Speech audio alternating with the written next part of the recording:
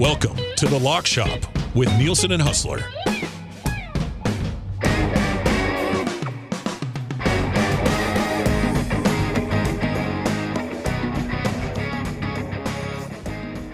$11:03 on The Lock Shop. Thank you very much for being here. We've got the oil stream coming up from 12 until 1. I believe it's Reed Wilkins and Tommy Gazzola today. And then EST Afternoons with the Wannick and Gager, because Hernan Salas is on vacay this week. And then the Reed Wilkins Show from 3 until 6 on TuneIn, on iHeart, and of course at EdmontonSportsTalk.com. I like this jersey. This is my Cavers Reed Fantasy Football League of Adult Things Pirates, CFL Retro Pirates Championship jersey. Feels nice. Feels nice. I feel like, now let's be honest, I feel like an offensive or defensive lineman. And I'm liking it. I am liking it. All right, you can text us anytime, 780-218-9999, 780-218-9999. We'll get to a few of your text messages as we work our way through the day today. And if you're watching over on YouTube today, start to respect the Lock Shop, for goodness sakes. Hammer the thumbs up for us. That would be great. Got a juicy little parlay sitting up right now over at Play Alberta. Play Alberta, the title sponsor of Edmonton Sports Talk, and obviously the Lock Shop. If you've not yet downloaded the app, please do. They've got improved odds for all major North American leagues this year, including the National Football League. Lots of usability improvements on the sportsbook with easier access to all the promotions that they have. And it's all more convenient than ever with the new and improved Play Alberta app. Make your bets count for you and everyone else with the Play Alberta app. With hundreds of player prop bets in the biggest leagues, we're talking NFL, CFL, NHL, NBA, MLB, you name it. You're not just playing for fun, you are supporting your province. Play Alberta revenue helps fund Alberta programs and services. Deposit today and use the promo code EST Sports. Deposit $50, get $50 free bet. Hey, and use your game sense. Use your game sense when you are playing, gamble within a budget, and you won't find yourself getting in any trouble. Well, that'll be good as well. So please use your game sense when you're playing over at Play Alberta. We do have, I accidentally clicked on live dealers. That could be fun. I do like the odd Lock Shop where I just go in and I'm just playing roulette for the whole hour. Actually, I usually don't carry cash. I'll tell this story. We were at Century Casino. They got game sense things all over the casino there. I usually don't carry cash, but Suits and I had dinner the other night, and he chipped in $50. He said, I'll buy you a couple drinks. So he gave me a $50 bill. So I had a $50 bill, and it was just sitting in my wallet. So I'm at the casino on Monday night, and I don't hit the slots ever, but I like roulette. So I walked over, and the video roulette, but has the actual real wheel still in front of you. I like playing those ones because you're not at the table with all the pressure, but you can see the ball come out, and it doesn't look rigged, obviously. So I looked, and I thought I saw a steady diet of reds. And I said to Eric, if this next one comes up red, I'm putting $50 straight up on black. I'm just going to try to double this. And then the next one came up on black, and I was like, oh, my theory's over. I should have gone on it this time. So I walk away. He went back over to watch the rest of the Monday Nighter. And I went over, took a look at the real table, didn't have the balls to put $50 down and play. So then I walked back, and I realized that I was looking at that board wrong, and it had actually been on a run of 7 blacks. And I was just like, so I take my Suits $50 out, I put it in, and sure enough, put it on red, hit red, 50 becomes 100, and that was it. I cashed out, got my ticket, doubled my money, felt really good about it. I actually still have that ticket in my wallet because I didn't find the right place to cash it out properly. So I'm going to give it to Eric tomorrow. He's going to go to Selly's. He's going to get my $100. But that was nice. I used my game sense. I didn't get crazy. I waited till I thought I was in a good spot, and it worked out. Here's the partner parlay that I put up. This is nice. Plus 121. Connor McDavid, 36 plus regular season goals. So over 35.5 goals for Connor. He said he wants to score more. He said he wants to be aggressive. He said he wants to shoot more. So I like that. And then Leon's regular total is 48.5. I got that down to 40. Don't mind if I do. Connor McDavid, 36 plus. Leon Draisaitl, 40 plus. So you're telling me that it seems impossible that McDavid and Draisaitl can score 36 and 40 goals? Come on. What is this? Child's play? Give me McDavid 36 plus, Draisaitl 40 plus. It's at plus 121 right now over at Play Alberta. Maybe you want to use your free bet on this. Maybe you want to go deposit $50, use the code EST Sports, get a $50. Let's just say you did decide to use your $50 free bets. Let's say your buddy that you work with was splitting dinner with you, gave you $50 cash, you had in your wallet, and you go deposit it. 50. Oh, well, look at this. It says right here, use free bet. Looks like I've got a free bet sitting here too. I'm going to use my free bet on McDavid and Draisaitl, 36 plus and 40 plus. Use free bet. There it is. Bets available. Use free bet. Done.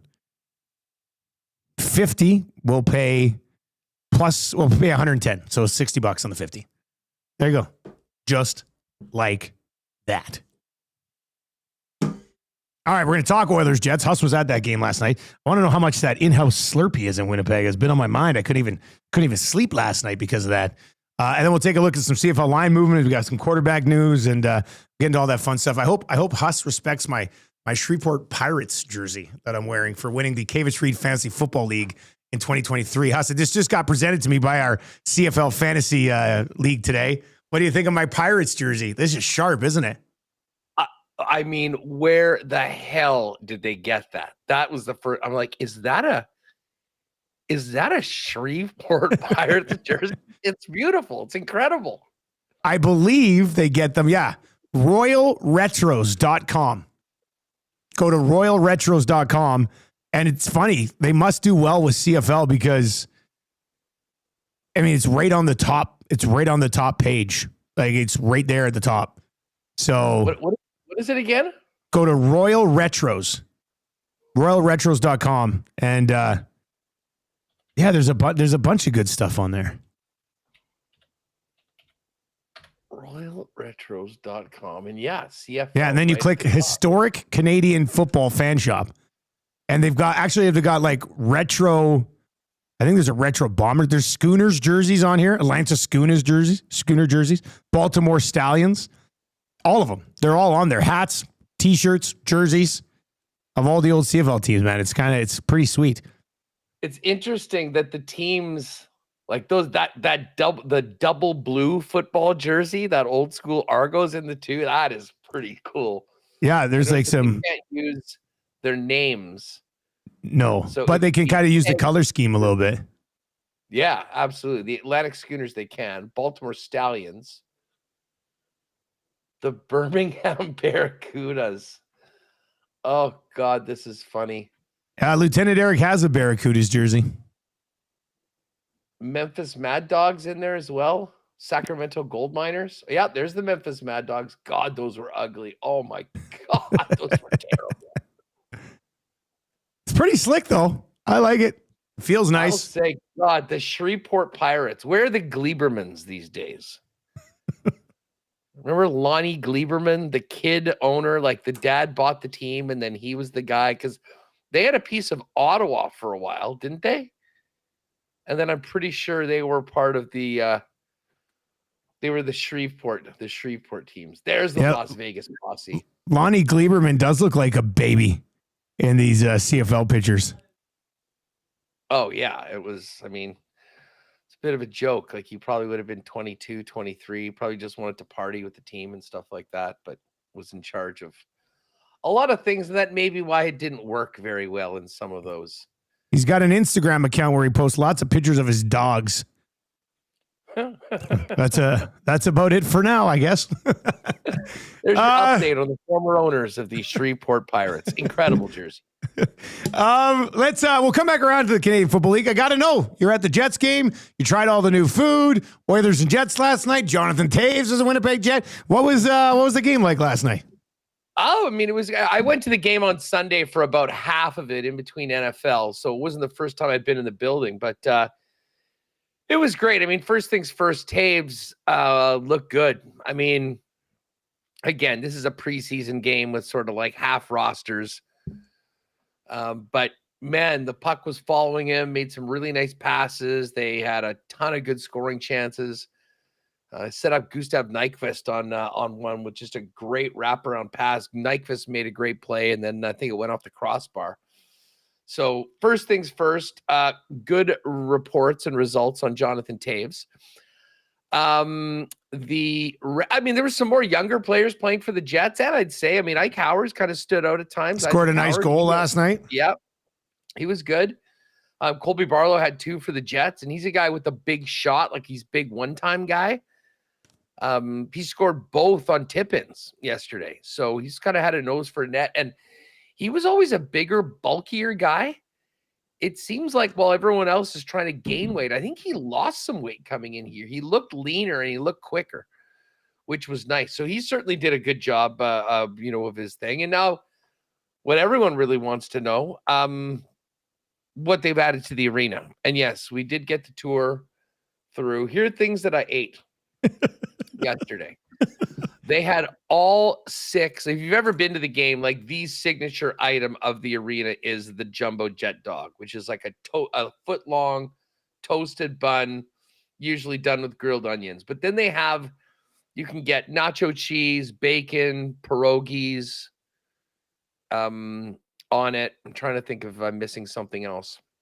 But then they have these specialty dogs at different times. Well, they made them all yesterday. Oh, boy.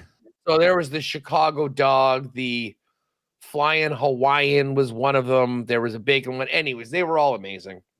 A birra taco, which was elite. A lobster risotto stuffed mushroom. Probably not going to be something that I regularly get, but I mean, some people will jump on it. It's interesting. And a bag of bacon. A bag of bacon? Bag of bacon.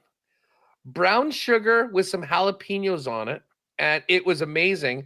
And I actually did do the tour of the rink, and the bag of bacon is only $12, comes with fries. I think that's going to be a very popular. How so? Take me through this. Is it bacon chopped up into little sort of chunks, or are we talking full strips of bacon?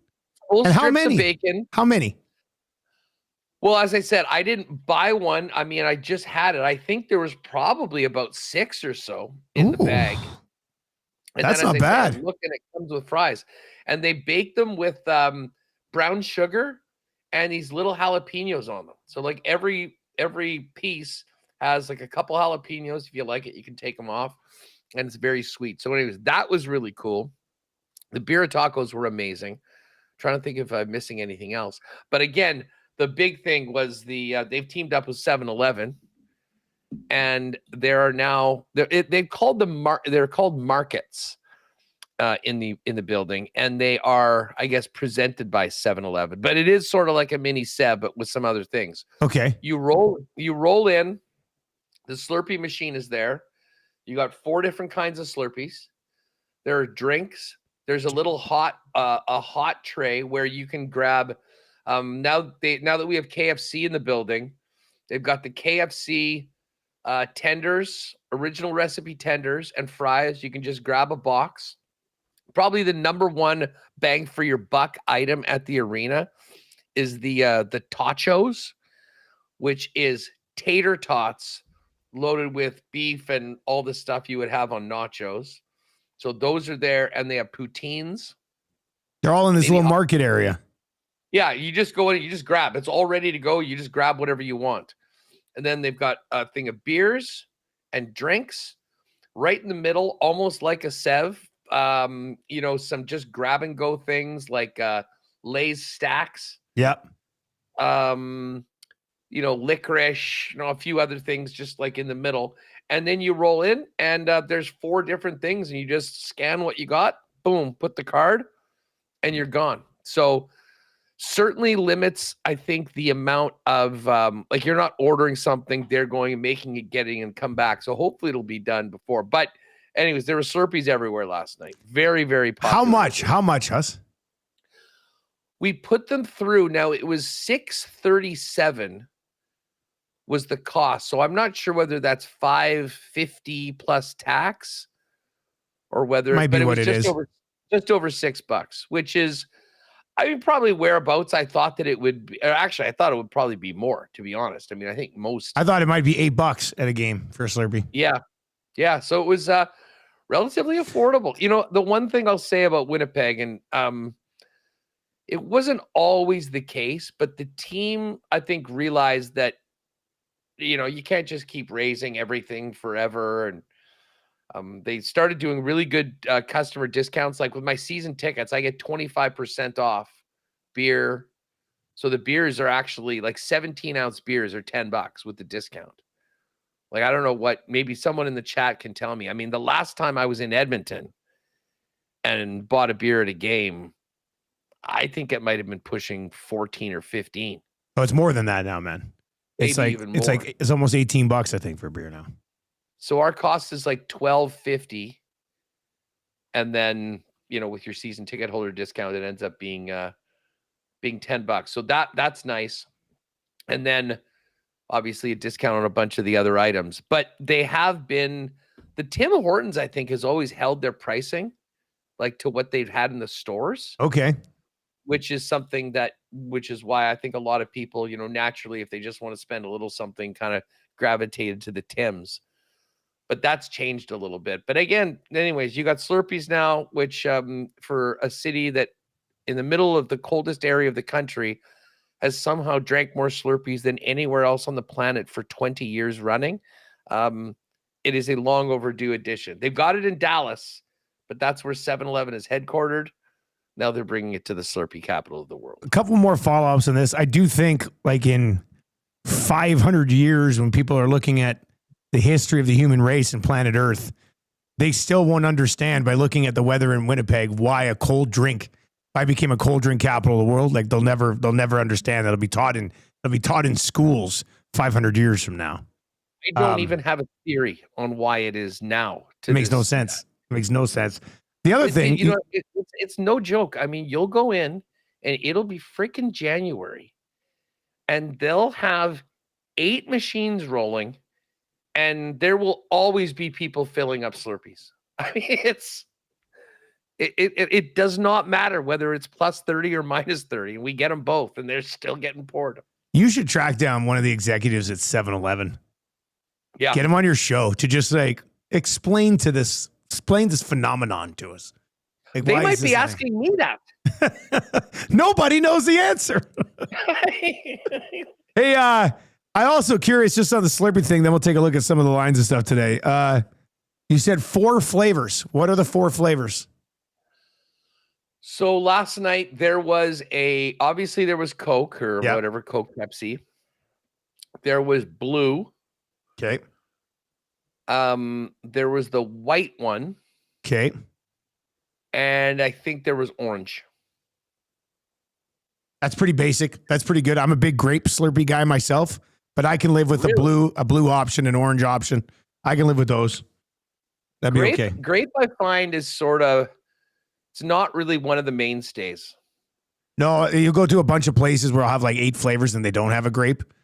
And it really pisses me off. I get pretty angry at those places. I've always loved orange. I can get into the Coke Slurpee or Pepsi Slurpee, whatever it is. In a jam. Yeah, but I'm usually going with some of the fruitier ones. I do like the Sprite, like the white one, and I'll usually mix that with an orange. The one that I don't see as much anymore that I grew up with that is always a favorite is lime. Like an orange and lime Slurpee was something that I would often go to. Are you usually a 2-flavor guy in it? Yeah, you know what? This summer I was a 2-flavor guy. This summer I was if grape is an option, it's just grape. Oh wow. But if grape is not an option, my wife always wants either pink or red and then Coke, like brown mix. And this summer with the kids, the one place we went to a lot by our house didn't have grape. So I was a mix of orange and blue, not Oilers related, but just flavor related. I was a mix of orange and blue. Same with Elizabeth. Marshall straight on swamp water and then some ice cream on top of it. Well, how do you do that? Where do you get the ice cream? Wait, you guys don't do that in Winnipeg? Like at Slurpees? Yeah. So like they'll have an ice cream machine next to the Slurpee machine. And you put in like 3/4 Slurpee, and then you just top it with soft serve ice cream. Wow, I've never seen that option. Really? Is that just an Alberta thing, everybody? I thought, like, I know back in the day they had it down in Lethbridge, and I know they have it in Edmonton. I'm surprised in Winnipeg. So you can actually make a float. So you could make a float. Now, if you does that cost more? Costs a little bit more. Little bit more. Okay. Yeah, a little bit more. I think they call them. It depends. Some places will call them a screamer. I think some people will call them like a swirl thing. But yeah, that's what we have. What is it by our house? It used to be a Max. I think it's a Co-op now. No, that one's a Circle K. So the Circle K has it, and the Co-op further down the street has it as well. So yeah, that's I thought that was like a widely known across the country sort of thing, especially for the Slurpee capital of the world. Thought you guys would have been mixing in some soft serve every once in a while. We raw dog it. It's just the straight stuff. Although soft serve, that actually is interesting on a Slurpee. I was thinking it more for the fountain drinks to sort of make a float. Like, you go. Yeah, no, yeah. I mean, you could do that too. I don't know about the soft serve in a float as opposed to like a scoop of hard ice cream in a float, right? Like that would be tough. Cole Harbor says it's called a screamer here, but 7-Elevens in general typically don't have them. It's usually a Circle K or a Co-op. So that might make more sense. All right. Well, we've got to the bottom of that. Lars in the chat says swamp water used to be orange and root beer from A&W way back in the day. I've always thought of swamp water as just when you just go up and you're like, all of them, yeah. Cranking in as many as you prefer. It's a low key good mix on pop that I'll get sometimes. Orange Crush and root beer mixes together very nicely. I love a good Orange Crush root beer mix with the big gulps. Tyson over in the chat says cream soda with the ice cream top was elite. Yes. Yeah, that does sound like a pretty good time. Hey, we're talking about Oilers and Jets, and I had a little parlay put together here, Huss. What do you think of this? The number comes in at plus 121. It is Leon Draisaitl, 40 or more goals. Connor McDavid, 36 or more goals. Do you like Draisaitl's? He's had 53 the last 4 years. He's walking 40 goals. McDavid last year only had 26 goals, has said in this offseason multiple times since he started to have his availabilities that he wants to shoot more. He wants to be a little bit more selfish. He wants to score more goals. Last time he talked about scoring more goals, he buried 64. I'm not expecting 64 again, but a Connor McDavid that wants to score goals, I really like the 36 or more. Like this seems like a pretty good number to me. Absolutely. I mean, listen, the only thing that can prevent this is these guys being injured for any significant period of time. I mean, Draisaitl's as close as automatic to 40, but almost 50, to be honest. Well, his number is 48.5, and I dropped this thing all the way down to 40. That's the yeah, his total is 48.5. At least he's now, how many years does he have left? Leon? Is this the start of his new contract? Yeah, this is year one of his new deal. Okay. So his new deal is 8 years. He's locked in. Like he's about to be like if McDavid leaves, Draisaitl is a hero for the rest of his days here. He doesn't become an unrestricted free agent until 2033. He's got the 8 years on this thing. So he signed long term on a $14 million deal. And I mean, these contracts are just in 2 or 3 years, this is going to look like a bargain if he's still burying 50 goals and making 14 mil. I would argue that right now it looks like a bargain with Kaprizov saying no thanks to 16 a year. Yeah. I mean, it's great. It's like what happened last time.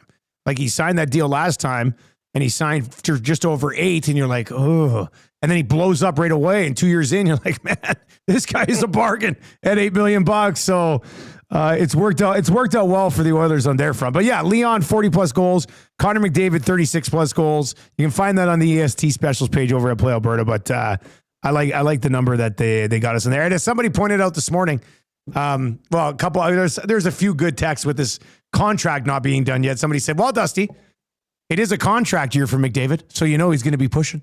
I was just like, yeah, that's kind of funny. And then my other buddy texted me this morning and said, hey, I'm just curious, does that Play Alberta bet, does it count when part of the goals are scored on another team after he's traded at the deadline? I didn't want to make that joke. God, We can't avoid him. We can't avoid him. Okay, just on that, I'm sure you guys have had this, but I wanted to ask this to you, and since it's already been brought up, if this drags out, into the new year, and the Oilers feel like he's not going to come back, what's the percentage that they actually move him to try to get assets? Or is it just, hey, we've had this guy for 10 years. We're making another run at the cup, and we hope that we can do it. But there's no way we can justify trading a guy on a team like this, even if it means we'll get a bunch of things back and it might hurt us in the future. The time to win is now. I don't even want to know what that conversation would be like. You know what I mean? Like, can you sit here and possibly allow the most valuable asset in the history of the National Hockey League to walk for nothing?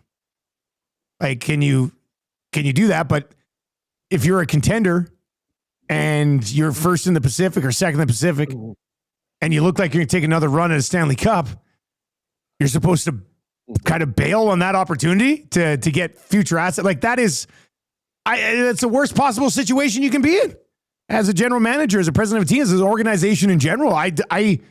If he is still unsigned at the trade deadline, our numbers at Edmonton Sports Talk for like the 2 or 3 weeks leading up to that trade deadline are going to be absolutely bloody insane. Like, it's going to be nuts.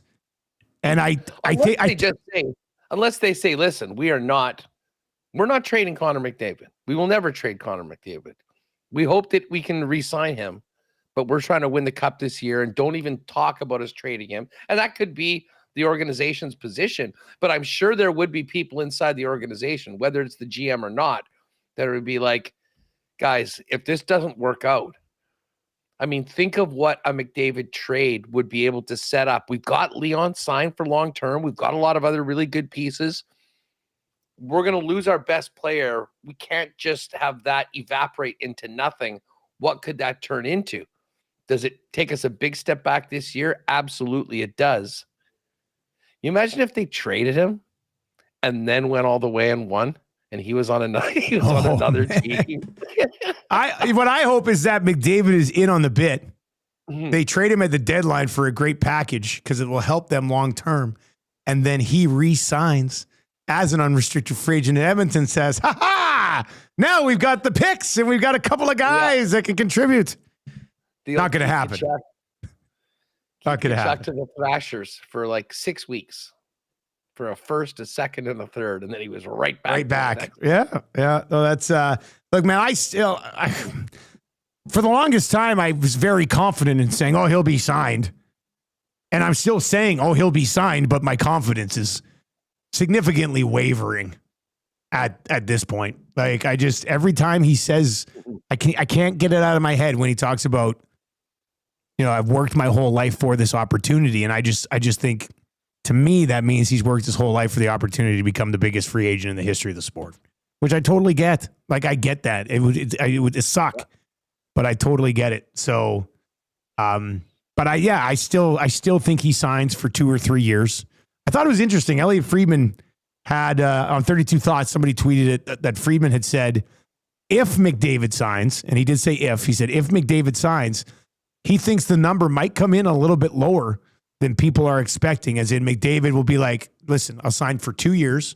This is the number. Gives us a little bit more spending room, and I'm going to take 3 more runs at a Stanley Cup in Edmonton.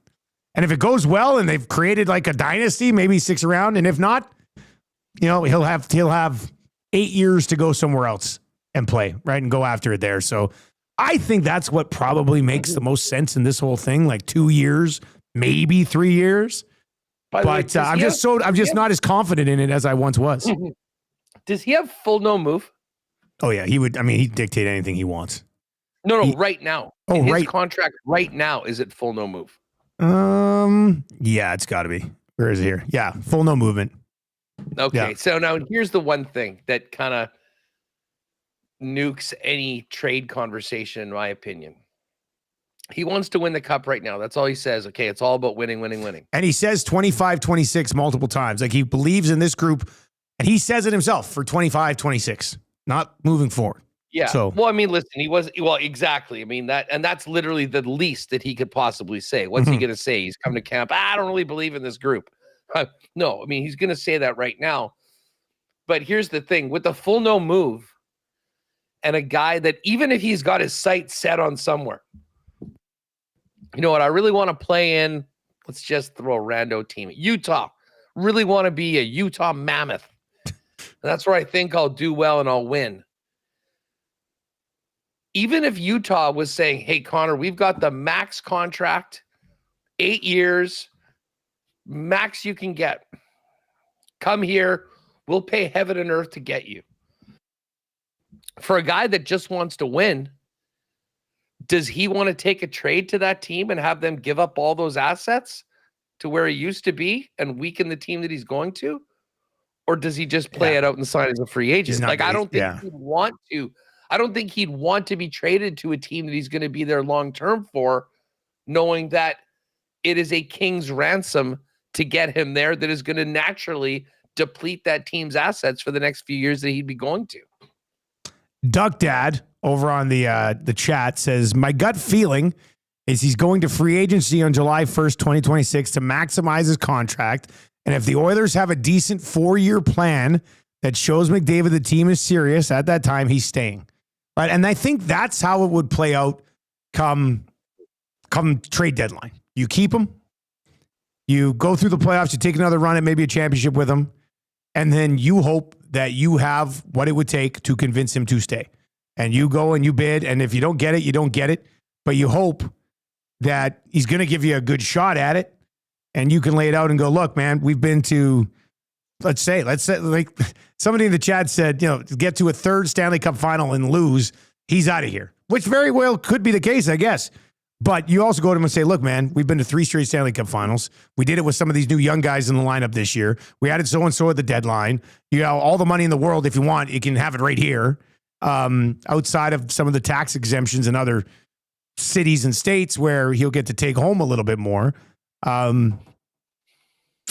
Yeah, I mean, there's still a lot of people in this market who are pretty adamant that he's signing before the season starts. But I don't know what changed. Like, why not have signed already if you're going to sign in 2 weeks? I can't get my head wrapped around that concept, It's a good point. Well, I mean, listen, and again, you can't compare McDavid's situation to anybody else.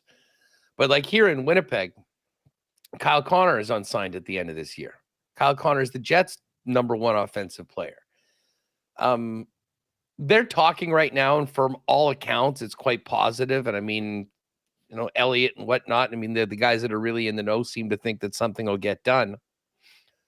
But I am, steadfast in the statement that if the Jets don't get clarity on Kyle Connor, and this drags on, and they have the feeling that this might end up getting to the summer and they lose him for nothing, they have to be proactive and act and trade him. Like they lost Nikolai Ehlers at the end of last season, and I totally get it. Sometimes when you're a cup contender, they were the #1 team in the league.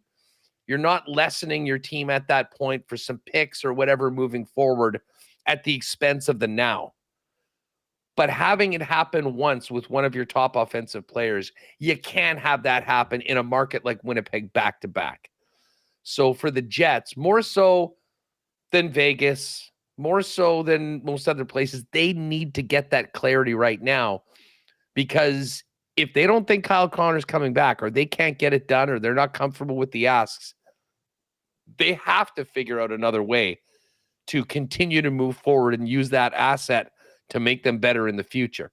I certainly think it will end up in Kyle Connor signing a long-term deal here in Winnipeg, but that's part of the reason why we talk about this right now and hope to have it done before the start of the season as they work on it, because that, much like it is in Edmonton, maybe not quite to the degree, is going to be the story around the team all year long. And, I know the players will say, oh, I don't want to talk about it or whatever. Well, the GMs are going to get asked about it. The players are going to get asked about it. And it's going to be a really uncertain feeling, I think, for all the stakeholders in the team moving forward. So it is kind of wild that, I know in some markets they're talking about RFAs that aren't signed that are leaving. Mason McTavish and Luke Hughes has an issue with the Devils. It seems to happen every year around this time.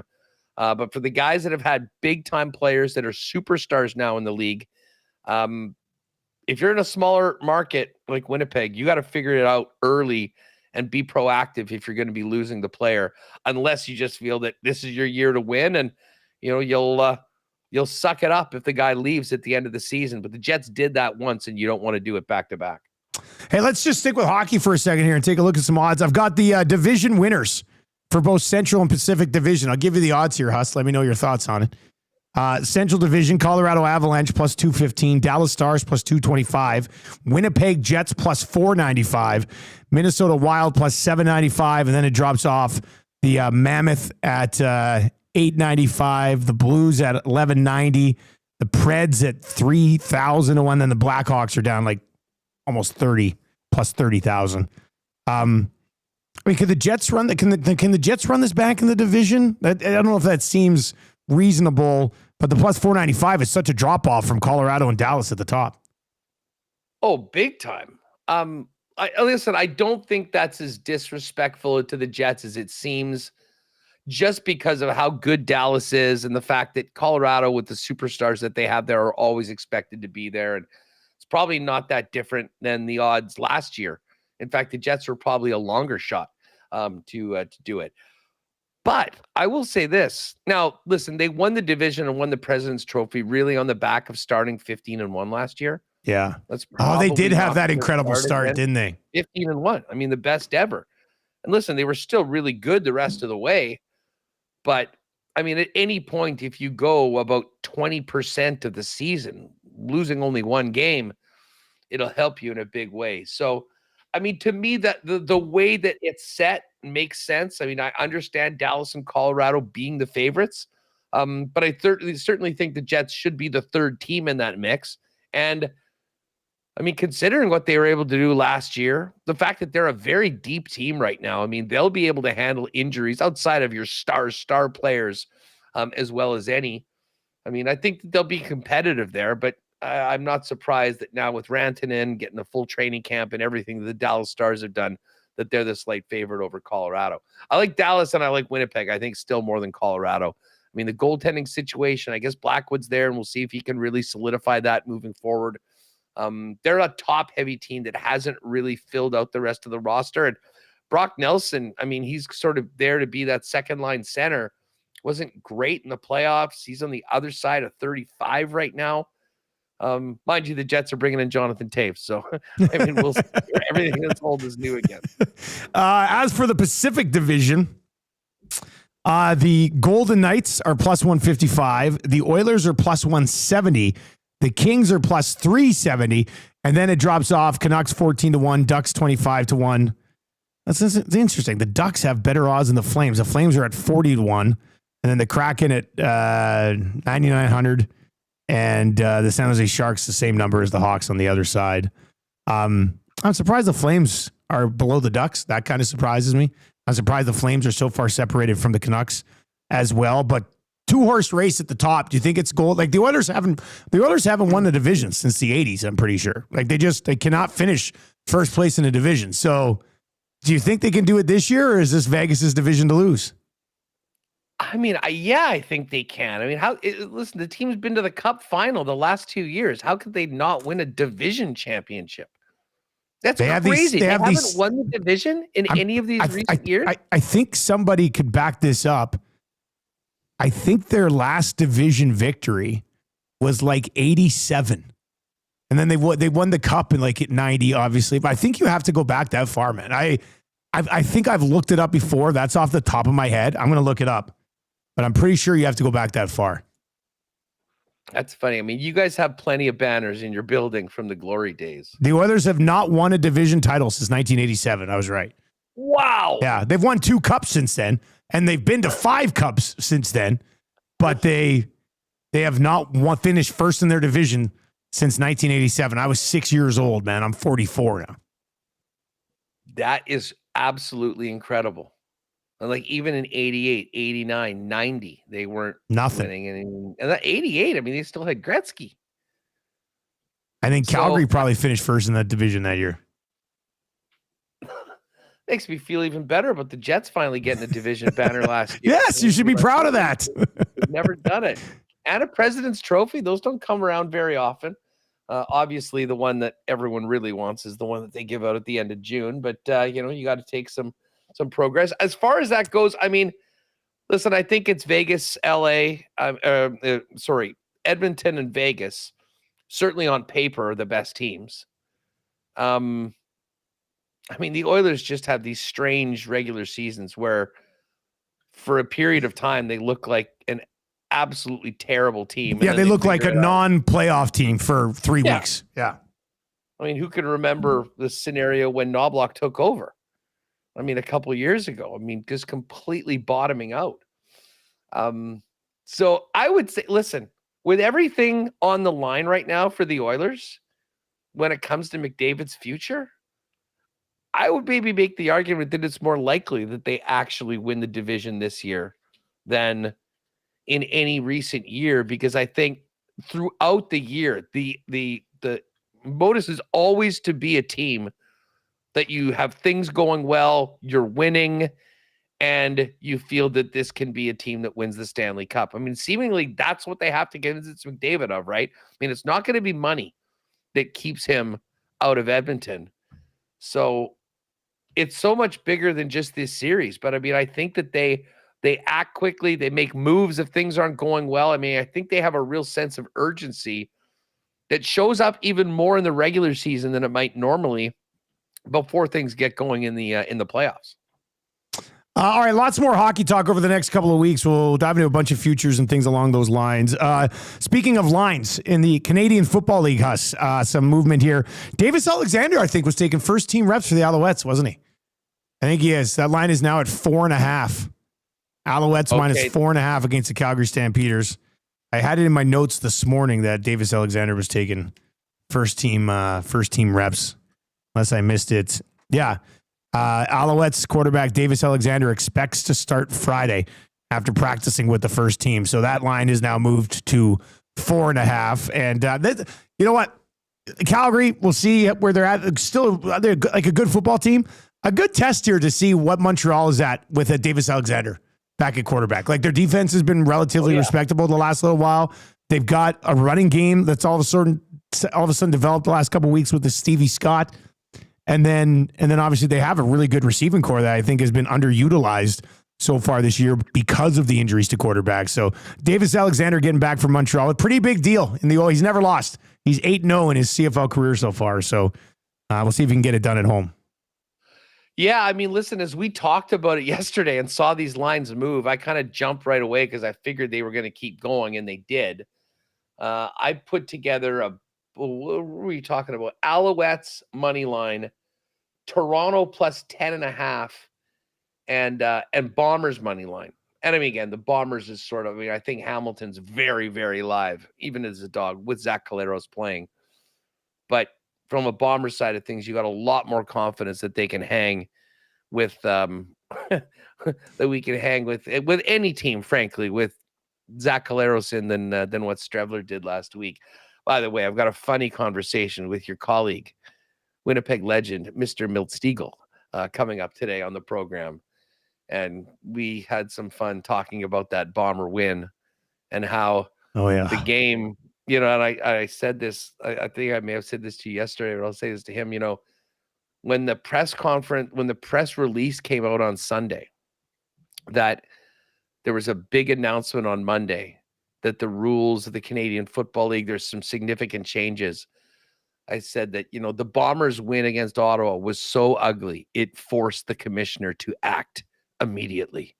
And and we got the announcement on Monday. Anyways, Milt's got some takes on that, and obviously on everything else. What did just while we're talking CFL and these, I mean, the lines are where they are. Was the conversation any different today amongst the chatters of the Nasties? I mean, have people... I think those who were still... We had Shinetti on today to sort of discuss this, and we had Eric Macramala on, our legal analyst. And he asked, I thought this was an interesting question, Huss. He asked, they're making changes for a reason, right? Like, regardless of how you want to justify the reason, they're making changes for a reason, whether it's, an easier game to market, so then you can market it to new fans and maybe bring some eyes on it. But then he also said, if you're going to make these changes and you think it's necessary to make these changes, did they go far enough to convince people to come watch the Canadian Football League a little bit more? And I thought that I hadn't even really thought about that because there's so much to discuss. But I'm trying to think if I still don't necessarily what's the end play here, Huss? The end goal. The end goal would be to get more people in the seats and have all the teams making money. And if that's the end goal, did what they did this week move the needle enough to do that? I guess we have to wait for it to play out, but I thought it was an interesting question. It's not happening in all of these markets on its own. I mean, listen, I'm in a market that 10 years ago wasn't filling anything and had a really, had a pretty loyal group of fans, but a team that hadn't really paid it back over the course of a quarter century. And, between doing some great things off the field at the game day experience, 4 season ticket holders, first and foremost, combined with a winning team, turned into the greatest run of attendance we've seen in recent Canadian Football League history. So there is more to it. I mean, to me, it's pretty simple. They're trying to improve the game. They're trying to make it more entertaining. They're trying to take away, a few of the things that I think were, at least in the minds of many, sort of the Achilles heel of the Canadian Football League, like the rouge, the embarrassment. There's some people that couldn't wrap their heads around that. And I'll give them credit, especially with the modified rouge. I have no issue with them not giving the point for the missed field goal that goes through the uprights or even the punt. But the fact that there is still the responsibility of the returner to get the ball out on punts in case, otherwise it is a single, to me, maintains the good parts of the rouge, without some of the things that I think most of us would agree is a little...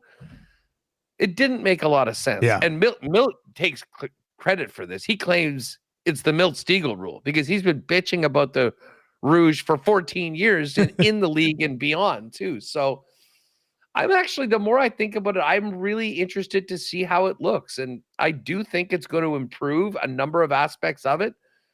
I mean, I know there's some people that are really sad there's not going to be a 55-yard line anymore. But I think if people give it an open mind, I think the things that we love about Canadian football are all still going to be there. And I think there'll be some other areas that are actually be improved. So the more I think about it, kind of the more on side I am for it and looking forward to see how it looks when it's enacted. Tyson over on the chat on YouTube says, we have the recipe in Winnipeg. A rum hut in every stadium. Boom. Make me president. Hey, you know what? Tyson could be there. And if you're tuning in, hopefully the Bombers are winning. And in the fourth quarter, in that north end, behind the end zone, you will see Tyson, shirts off. He's a big dude, too. Is he one of the boys that have shirts off, tarps off in the end zone there? Every game. It's nice to finally know one of those guys. Yeah. Yeah. Well, maybe we'll see that. Maybe we'll see after the game because you're going to be in town. I am in town and I don't leave until the next morning and it's early game. So planning on riding shotgun with you for an evening, which should be. Yeah. Now, with that being said, my flight, I realized I'm leaving at 6 a.m. on Sunday morning, but that's okay. Well, because it's a 2:00 game. Yeah. So we'll get out. We'll get after it. There's a hockey game if we want to go to it. There'll be lots of things going on downtown. All right. Maybe you can get a Slurpee at the arena. Oh my goodness. A Slurpee at the arena. Never heard of such a thing. All right. What's coming up in WST, buddy? Well, Milt's coming on. We'll talk. Was he happy that his consecutive games with a catch streak is no longer in doubt with Dembski's streak and snapping at 84?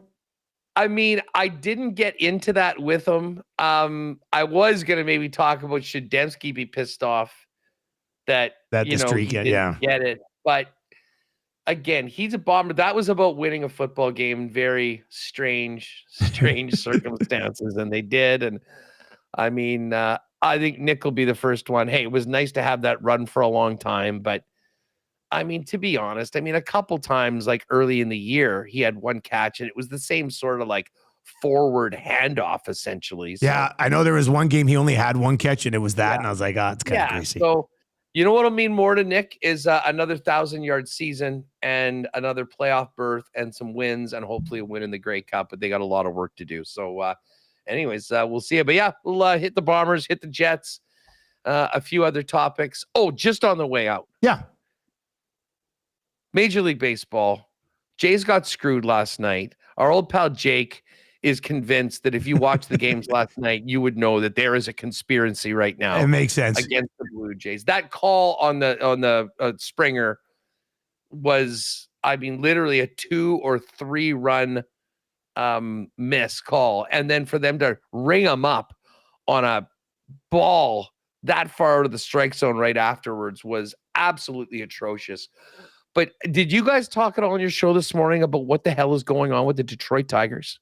No, we didn't get into it. Dude, we're on the verge of the biggest collapse in the history of Major League Baseball. What's today? The 24th? August 25th. The Tigers. So like a month ago. Had a 12.5 game lead in the AL Central.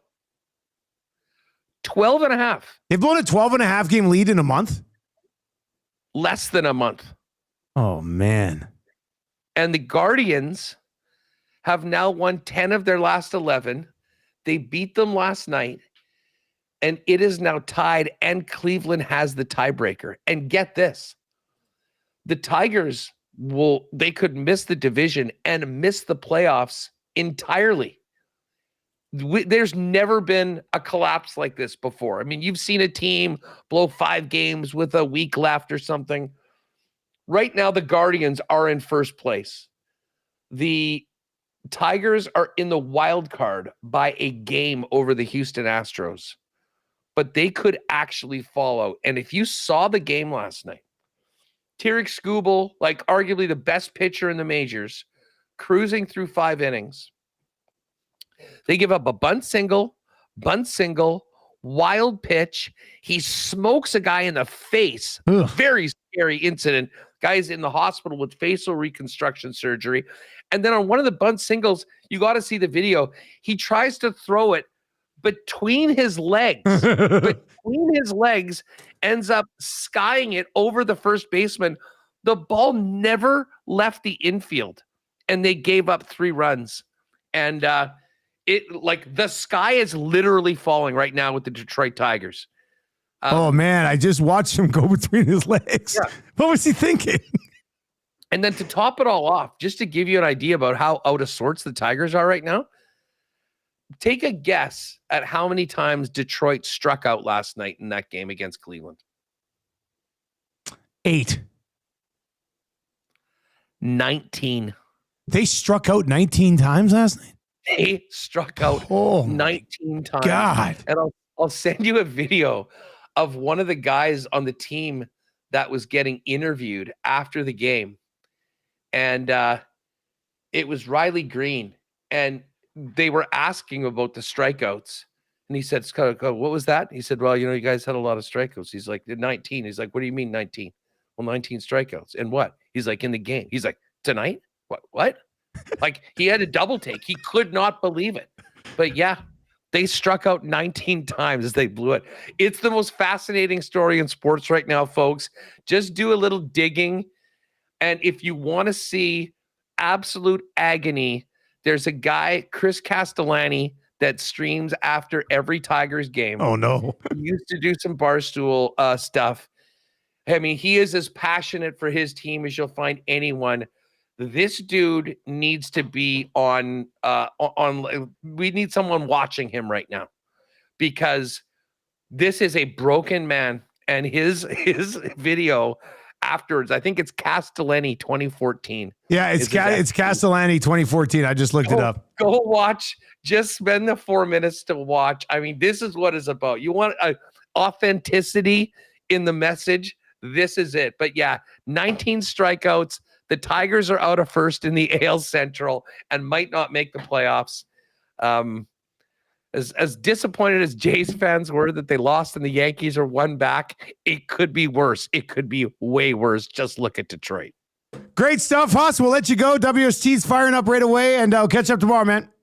Yeah, you bet. Anyone wants to hang out with us? We got a little poker action going. Hit me up if you want to join us. Always like to play with the ESTers. There you go. That is Huss. Winnipeg Sports Talk.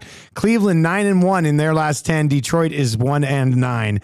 That is a quick swing. All right, I got to get out. The oil stream is coming up next. Reed is going to be on with Tommy Gazzola today. I'll be back with the Nielsen Show tomorrow morning. Thank you very much for checking out the Lock Shop. Justice for the Lock Shop, am I right? Best of luck with everyone you're riding on tonight, and we'll talk to you tomorrow.